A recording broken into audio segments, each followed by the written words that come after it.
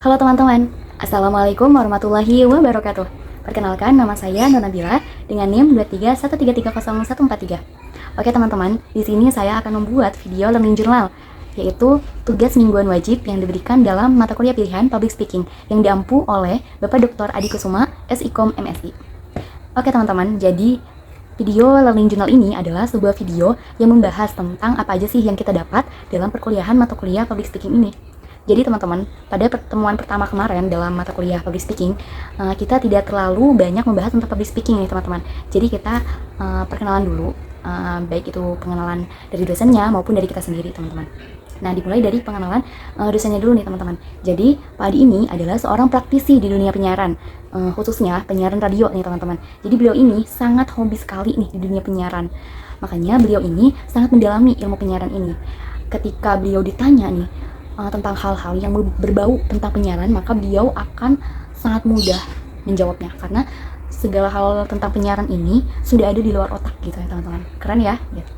Nah, singkatnya beliau ini masuk ke dunia penyiaran pada tahun 2007 atau 2008. Namun Pak Adi ini aktif di dunia penyiaran pada tahun 2010, kurang lebih 10 tahun beliau bekerja atau aktif di dunia penyiaran nih teman-teman. Nah, beliau juga pernah menjadi tim produksi, bahkan beliau pernah jadi penyiar radio nih teman-teman. Jadi tidak heran lagi bahwa skill public speaking yang dimiliki oleh beliau itu udah bagus banget lah teman-teman, karena beliau ini sudah biasa berbicara di depan orang-orang kayak gitu. Singkat cerita, pada tahun 2020 beliau ini iseng-iseng ikut tes CPNS. Nah, sebenarnya beliau ini tidak terlalu pengen gitu, tidak pengen banget lulus tes CPNS itu. Namun qadarullah, beliau ini lulus teman-teman CPNS-nya dan ditempatkan untuk mengajar di Universitas Sultan Maulana Hasanuddin Banten, tepatnya mengajar di Fakultas Dakwah ini teman-teman sampai sekarang kayak gitu. Nah, setelah pengenalan dari dosennya, lanjut Pak Adi ini mempersilahkan kita untuk perkenalan nih. Pak Adi pengen kita sebutkan nama, alamat, dan apa sih alasan kita masuk jurusan komunikasi dan penyiaran Islam kayak gitu. Nah, singkat cerita, sampailah pada saat saya perkenalkan diri ya teman-teman. Nah, saya menyebutkan bahwa alasan saya masuk prodi komunikasi dan penyiaran Islam ini karena yang pertama, saya memang suka public speaking nih teman-teman. Namun saya pengen public speaking ini tetap dalam ranahnya Islam kayak gitu. Nah, yang kedua, saya ini pengen belajar bagaimana caranya public speaking atau bagaimana caranya komunikasi, bagaimana cara komunikasinya Rasulullah kayak gitu. Jadi cara komunikasinya Islam kayak gitu teman-teman. Nah, setelah pengenalan, Pak Adi ini menanyakan kepada kita dan bertanya kepada kita, apa sih artinya komunikasi dan penyiaran Islam kayak gitu.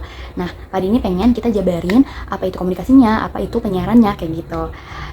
Saya refleks untuk angkat tangan nih teman-teman. Saya menjawab apa yang saya tahu kayak gitu. Nah, saya menjawab bahwa komunikasi adalah suatu proses penyampaian pesan atau informasi dari komunikator kepada komunikan sehingga terjadinya feedback atau timbal balik nih teman-teman. Dan ternyata jawaban saya ini benar teman-teman. Nah, yang kedua ini penyiarannya nih apa? Nah, dari kita semua ini nggak ada yang sepenuhnya betul kayak gitu. Nah, selanjutnya Pak Adi ini menerangkan nih apa itu penyiaran. Jadi menurut Pak Adi, penyiaran adalah suatu proses penyampaian pesan atau informasi kepada halayak ramai dengan disiarkan secara serentak menggunakan gelombang elektrik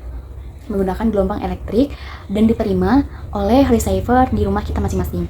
Nah, receiver ini bisa radio atau televisi ya teman-teman. Nah, kenapa di situ disebutkan disiarkan secara serentak? Karena ketika kita mendapatkan informasi itu dalam waktu yang sama gitu. Jadi dalam radio kita atau dalam radio teman kita ini, informasi ini disiarkannya dalam waktu yang sama gitu, jadi serentak gitu, dan informasi yang didapatkan juga sama ya guys gitu, jadi nggak beda gitu informasi yang disampaikannya gitu, yang diterimanya kayak gitu. Nah, setelah membahas komunikasi, apa itu arti komunikasi dan penyiaran Islam kayak gitu, nah lanjut Pak Adi ini pengen mengulas kembali gitu materi yang sudah kita pelajari di semester 1 pada mata kuliah pengantar ilmu komunikasi kayak gitu. Jadi Pak Adi ini pengen mengulas nih kemampuan kita gitu. Nah, Pak Adi ini menjelaskan bahwa bentuk komunikasi ini ada dua teman-teman. Nah, yang pertama ada komunikasi intrapersonal, yaitu komunikasi yang dilakukan dengan diri kita sendiri atau komunikasi kita dengan Tuhan gitu.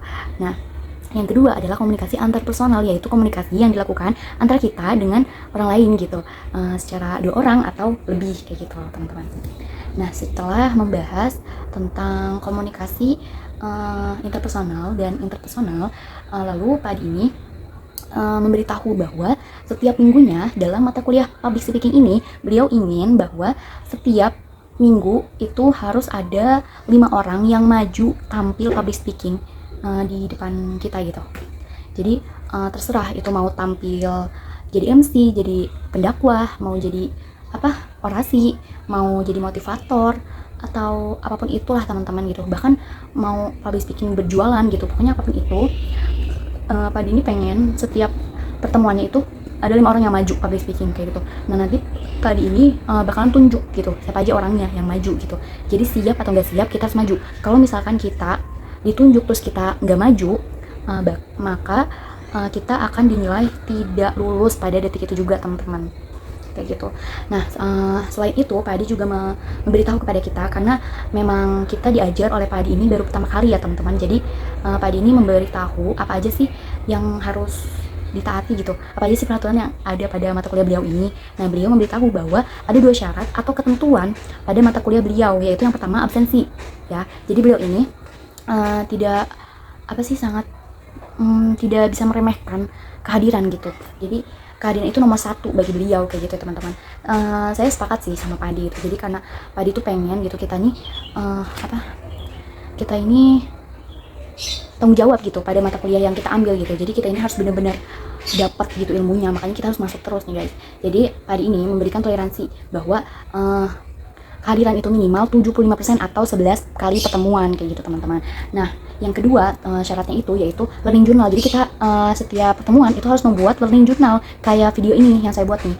Jadi harus membuat learning journal setiap pertemuannya sebanyak 14 kali ya, 14 video, karena ada 14 pertemuan. Nah, minimal itu 11 pertemuan. Kalau kurang dari 11 atau 11 video kayak gitu guys.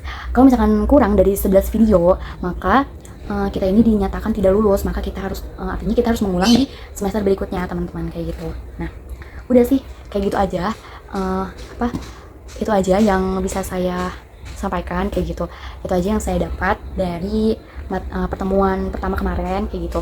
Dan saya suka banget sih sama Pak Adi nih, kebijakan Pak Adi nih. Oke guys, terima kasih, thank you for watching. Sampai ketemu di learning journal selanjutnya teman-teman. Wassalamualaikum warahmatullahi wabarakatuh. Bye.